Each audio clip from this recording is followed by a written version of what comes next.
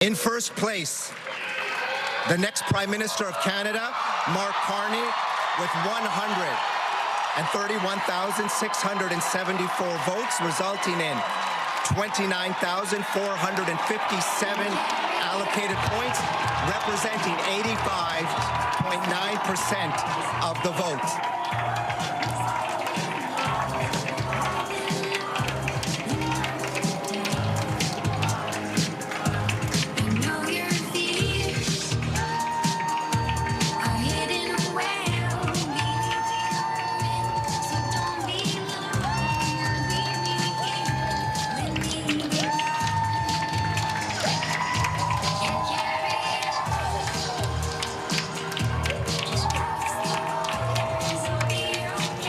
And there you have it, the announcement of the Liberal Party's new leader, Mark Carney, on a decisive first ballot win, garnering almost 86% of the vote.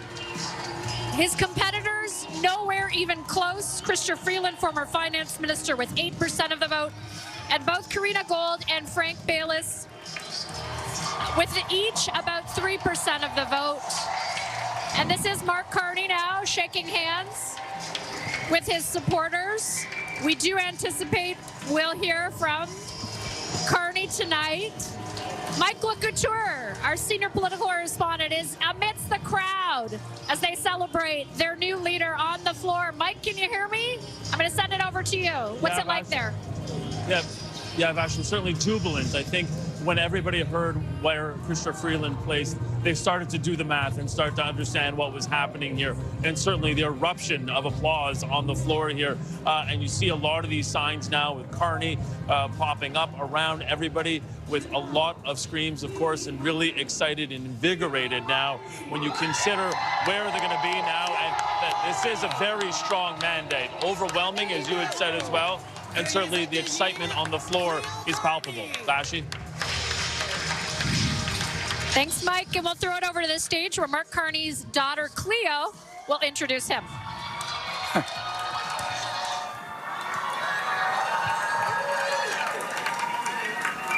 Thank you.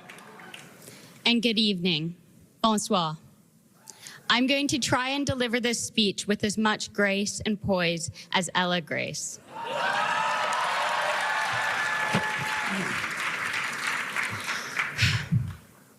I, too, am introducing my father tonight because I want Canadians to understand what kind of a man he is.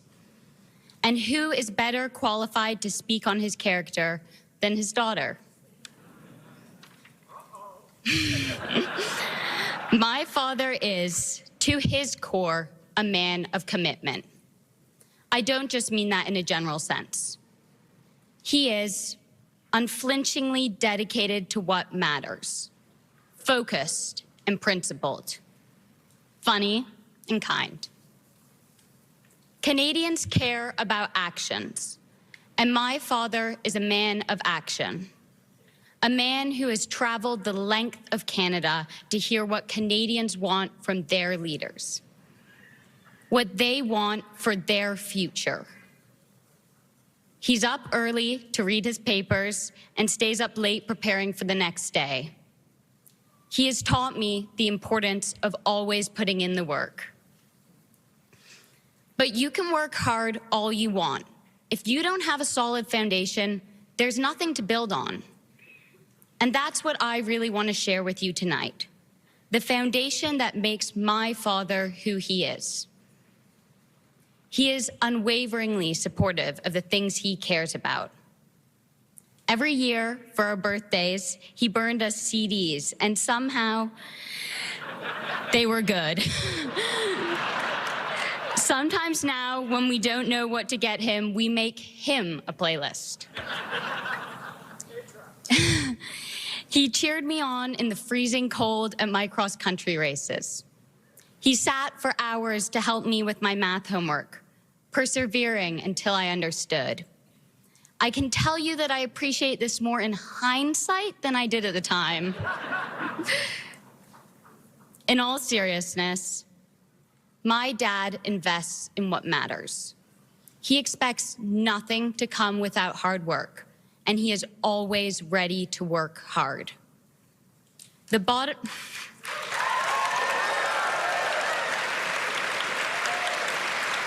bottom line is, however hard things may seem, he shows up and never lets you down.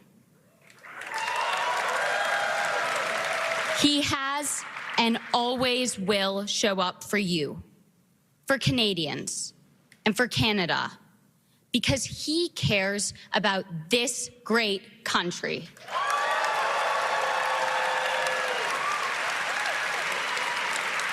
Now, my father, your new Liberal leader, and the 24th Prime Minister of Canada, Mark Carney. Merci.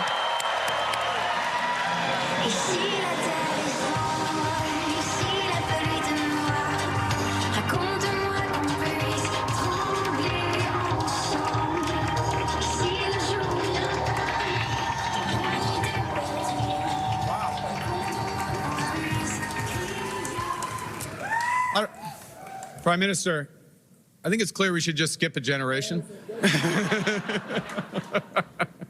Alors, bonsoir tout le monde. Wow. This room is strong. This room is Canada strong. Thank you, Cleo. Thank you, Cleo. And to my wife, Diana, our children, Cleo, Tess, Amelia, and Sasha. Without your support, I wouldn't be standing here.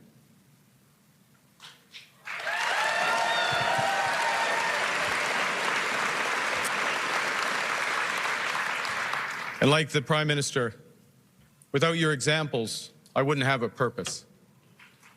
And without your love, I wouldn't have the strength that I need for what lies ahead. Thank you.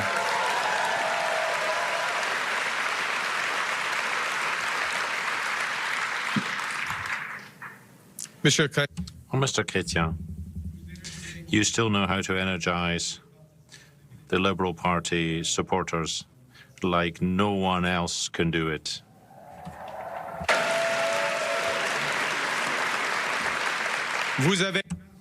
You took courageous and historic decisions. You showed our allies that Canada will always stand up for what is just and fair.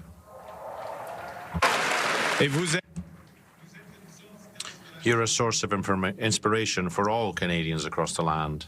I say that you inspired my family to become Liberals, including my father to run as a Liberal candidate in Alberta in the 1980s. Some elections are tougher than others. And you inspired me. You inspired me over the years. And now to have an opportunity to continue your tradition of fiscal responsibility, social justice, and international leadership.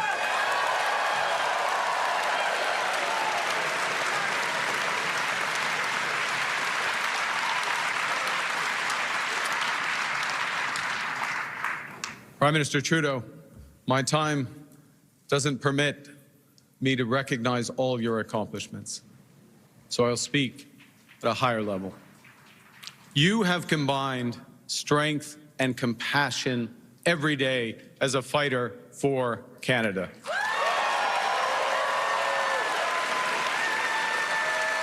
You have led us through some of the hardest challenges that this nation has ever faced.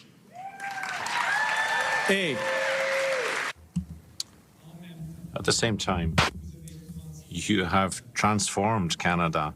You've transformed it. You've lifted hundreds of thousands of kids out of poverty by moving reconciliation forward and by defending freedom and democracy here and across the world. Monsieur le Premier. Prime Minister, I think I am speaking for everyone here when I thank you for your hard work. As Ella Grace said, your hard work, for your leadership, and for your service to our great country.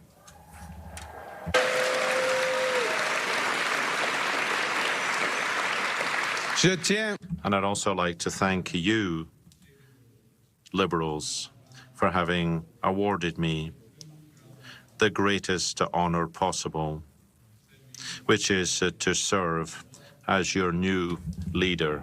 Thank you. Et merci, merci. I'd like to thank the tens of thousands of volunteers across the country who have devoted themselves to rebuilding our country and to giving back hope to our country. I pledge to you and to all Canadians that I will follow their example. I will work day and night with one purpose, which is to build a stronger Canada for everyone.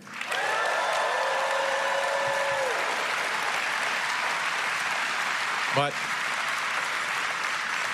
I will need help. I will need a lot of help.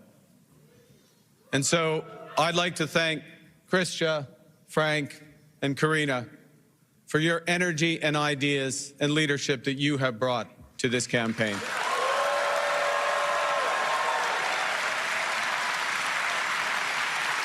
And I would like also to thank those ministers who remained in their posts to serve Canada directly during this time of great peril.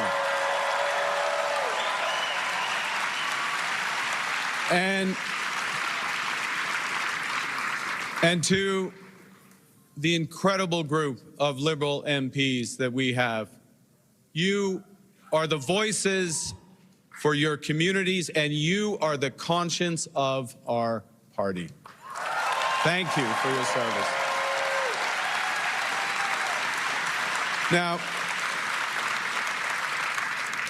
to give a sense of that service, I'm going to quote from a message that I and Christia and Karina and Frank, the four of us, received from someone called Bob Zettel.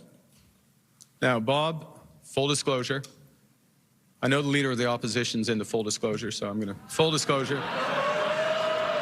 Full disclosure, just want to get this on the table. Bob goes to my church. Actually, I go to Bob's church because he goes there a lot more frequently than I do. Anyways, point is, Bob wrote to the four candidates, and he said, I quote, "Right now, everyone sees the main threat as the Trump tariffs. But the far greater challenge will be, as it always has been, to foster unity and a sense of the common good. There are those who will seek power by dividing us." We'll get to that later on. And we being the people of Canada, we need you, my fellow candidates, myself, to continue in positions of leadership to promote a united Canada, a commitment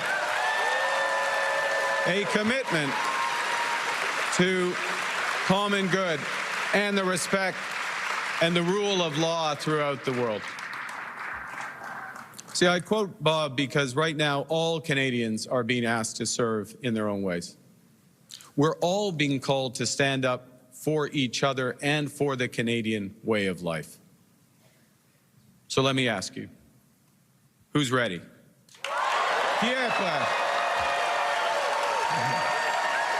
Who's ready to stand up for Canada with me?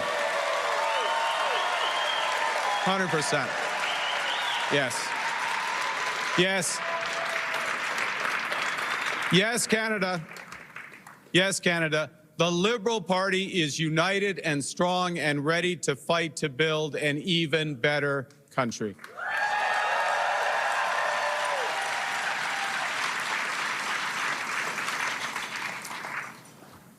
Now, I feel like everything in my life has helped prepare me for this moment.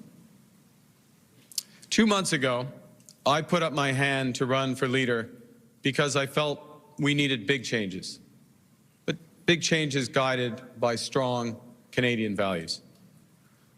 The values I learned at the dinner table from my parents, Bob and Verley, and my 3 siblings, Brenda, Sean, and Brian. Values that I learned at the hockey rinks of Edmonton from my coaches, such as Stormin Norman Lee. He exists. We didn't call him that to his face, by the way, but that was his. My parents were teachers, and they stressed the importance of hard work, of community, and of tolerance. My coaches were dedicated volunteers who taught me the importance of teamwork, ambition, and because it's Canada, humility. Les bonnes valeurs. The right values, Canadian values.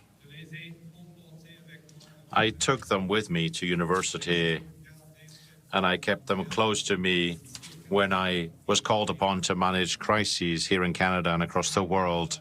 These same values have guided me in my work to build strong economies. And today, I will use those values again as we face this most serious crisis in a generation. Know that new threats demand new ideas and a new plan. They know that new challenges demand new leadership. Canadians want positive leadership that will end division and help us build together.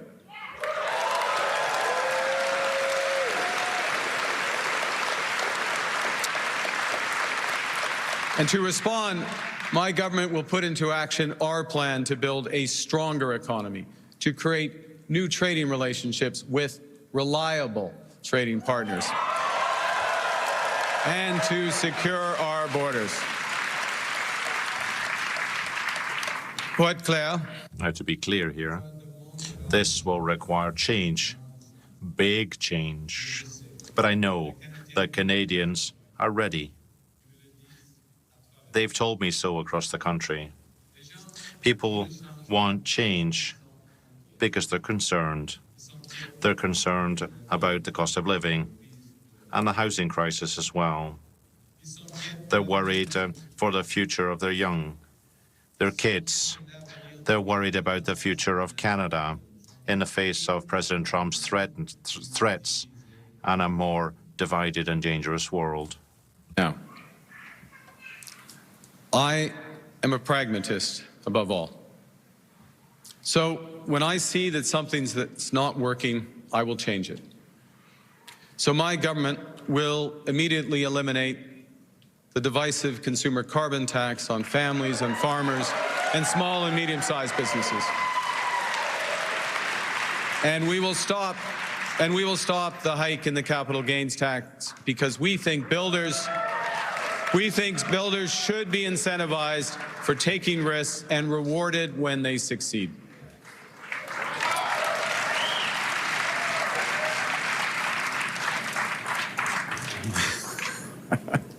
Canada needs more of this type of change. Change that puts more money in people's pockets. Change that makes our companies more competitive. Change that builds the strongest economy in the G7. Now, there's someone who's trying to do the opposite. There's someone who's trying to weaken our economy.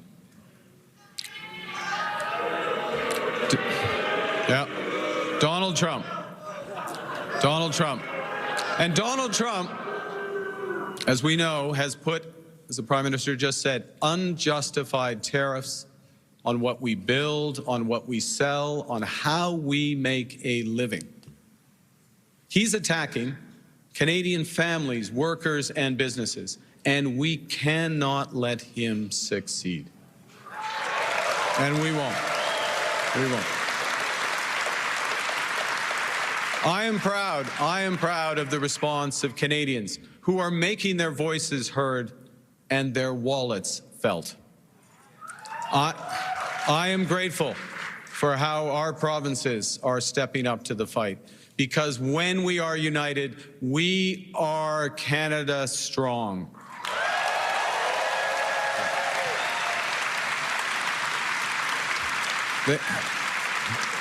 The Canadian government has rightly retaliated and is rightly retaliating with our own tariffs that will have maximum impact in the United States and minimum impact here in Canada.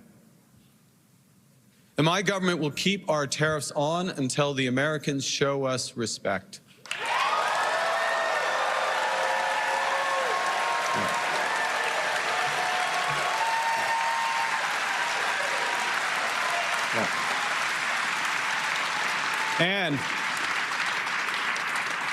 And until they can join us in making credible and reliable commitments to free and fair trade. As Krista did. Yeah. And in the meantime, we will ensure that all the proceeds from our tariffs will be used to protect our workers.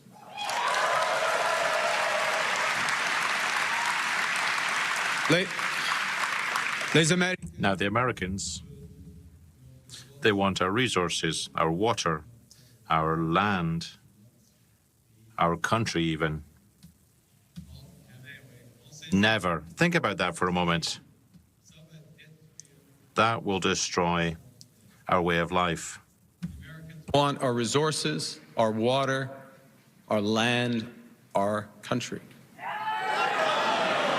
Think about it.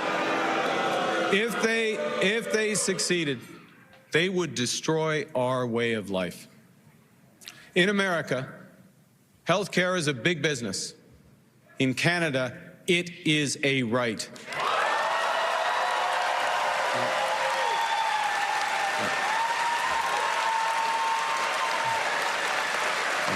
Thank you.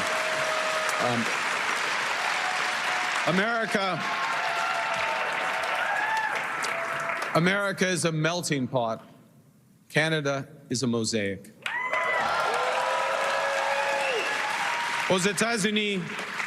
In the US, differences are not respected or recognized. First Nations aren't recognized. And the French language would never have any rights. The joie de vivre culture and the French language are part of our identity.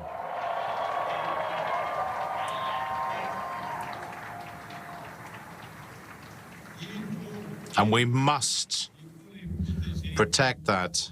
We must promote that as well.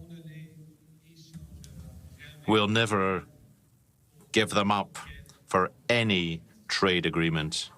Yeah. Look,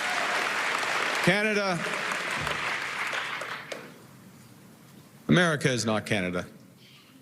And Canada never, ever will be part of America in any way, shape, or form.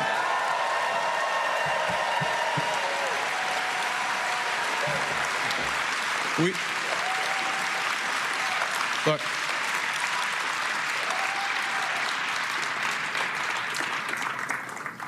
we didn't ask for this fight. We didn't ask for this fight. But Canadians are always ready when someone else drops the gloves. So the Americans, they should make no mistake, in trade as in hockey, Canada will win. Now, to Americans, I say to you, as in hockey, we will win. Mais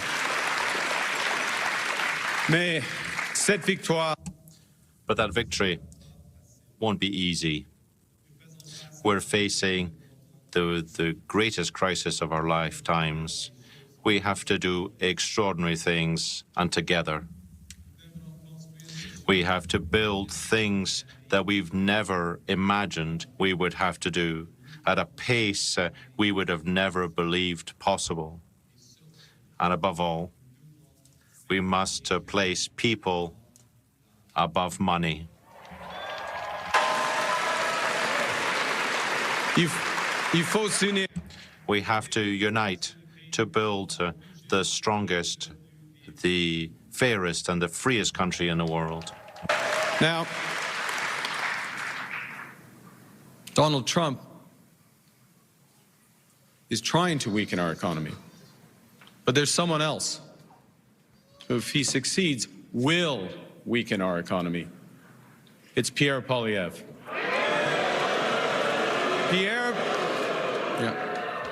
Pierre Poilievre just doesn't get it. He is the type of lifelong politician, and I've seen this type around the world, a lifelong politician who worships at the altar of the free market despite never having made a payroll himself. And now, in the face of President Trump's threats, Pierre Poilievre still refuses to get his security clearance. At a time when our national security is under threat as it has never been before. At a time of immense economic insecurity, he would undermine the Bank of Canada. Monsieur Poilievre has called for the shutting down of CBC at a time when disinformation and foreign interference are on the march.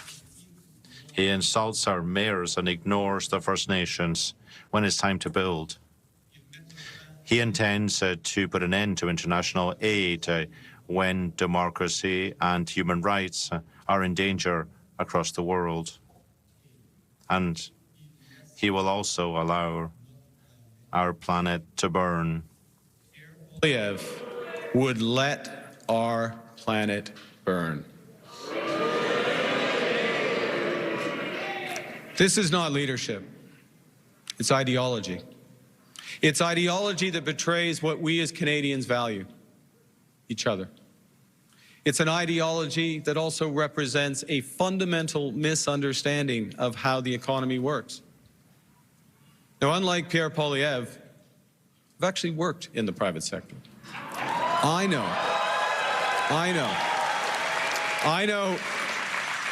how the world works, and I know how it can be made to work better for all of us. And that knowledge is especially useful now in the service of Canadians when we must build a new economy and create new trading relationships.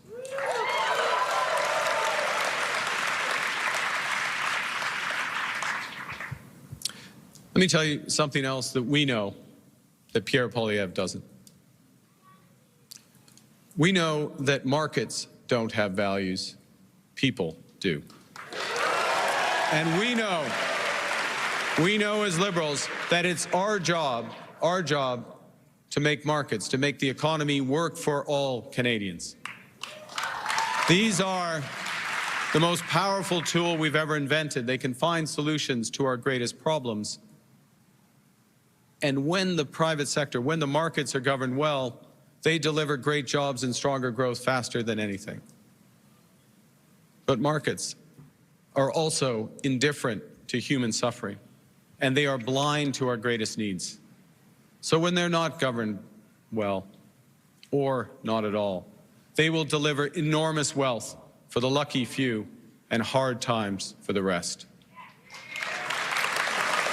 And in this crisis,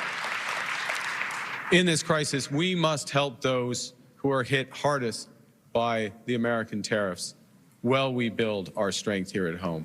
That's the right thing to do. That's the fair thing to do. That is the Canadian thing to do. That is what makes us strong.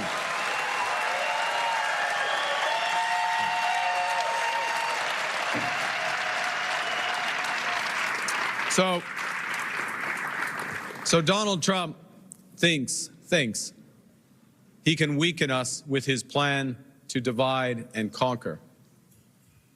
Pierre Poilievre's plan will leave us divided and ready to be conquered. Because A person who worships at the altar of Donald Trump will kneel before him, not stand up to him.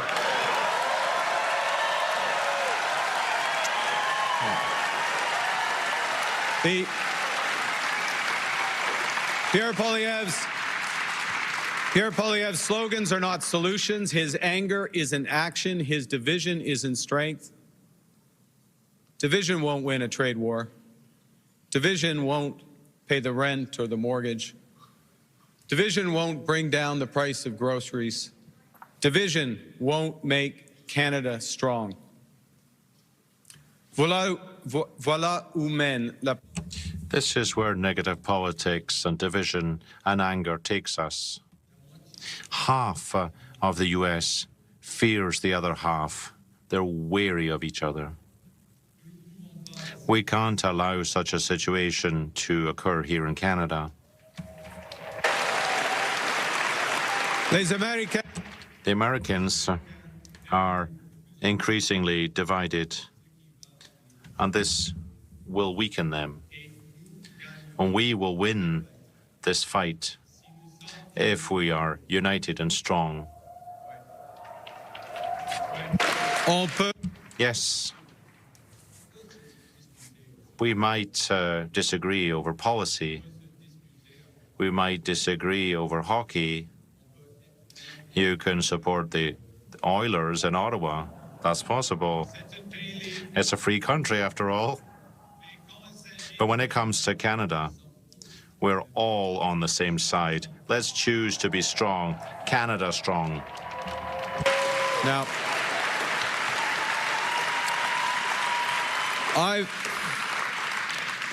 I've learned a few things from long experience in crises. And the first is that plan beats no plan.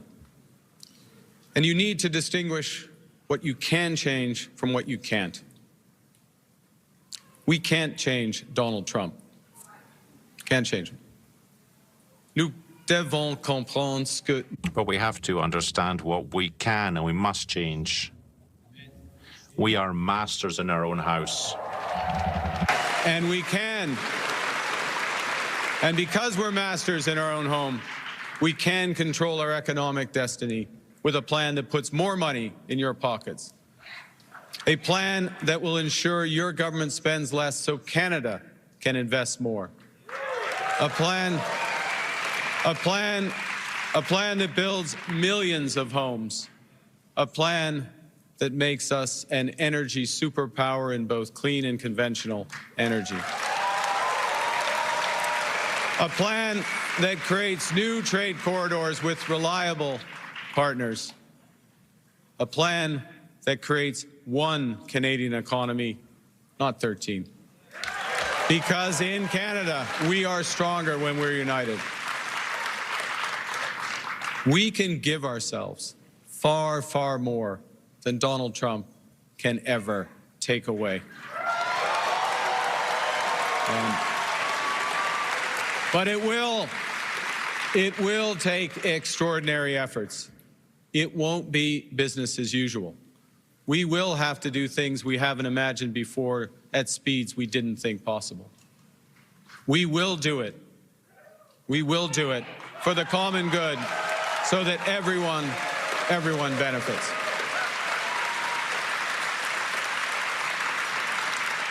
You know, I do care about the economy. But it's not because I'm an economist. It's because I care about people. That's why I'm a liberal. That's why we are liberals. On sait. It's clear that the value of a strong economy starts with the workers who have good, well-paying jobs today and who have better futures for them and for today's youth. We know as liberals that we can't redistribute what we don't have. We also know that we can't be strong abroad if we're weak at home. We also know that we cannot build a better future if we're unable to manage the present. So, we need a strong economy, but when we're fighting for a strong economy, we're fighting for good Canadian health care for everyone. We are fighting for strong support for our seniors who built this country. We are fighting for child care for young families that they put in place. We are fighting for dental care and pharma care for everyone who needs it. We are fighting for rights. We are fighting for a strong economy so we can create a more sustainable world for our children and grandchildren, and we will deliver.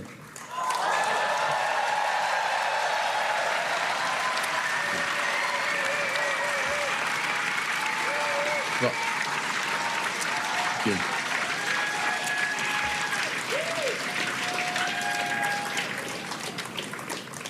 I know that these are dark days.